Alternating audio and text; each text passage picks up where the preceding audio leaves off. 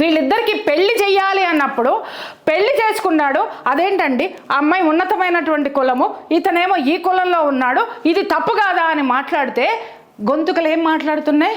కులం ఏంటండి కులము? కులం పెడతారా? కులాలు అడ్డుగోడలు కూల్చాలి, మనము కులం అనేది రాకూడదు, అందరూ సమానమే అని మాట్లాడుతున్నాం.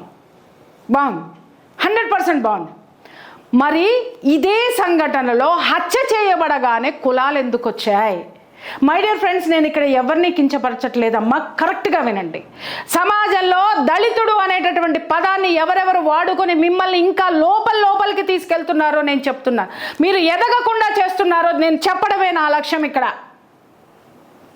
ఇవాళ పెళ్లి చేసుకోవడానికి మాత్రము అతనిది ఉన్నతమైనటువంటి కులంతో సమానంగా చేస్తున్నాము, కానీ హత్య చేయబడితేనో లేకపోతే అతని మీద దాడి జరిగితేనో ఎమ్మటే కులం కార్డు ఎవరు తీస్తున్నారు? అప్పుడు ఎందుకు తీస్తున్నారు? దానివల్ల వచ్చే నష్టం చెప్తాను వినండి. అప్పుడు కులం కార్డు తీయడం వల్ల ఈ దళితుడుగానే ఉండిపోతున్నాడు.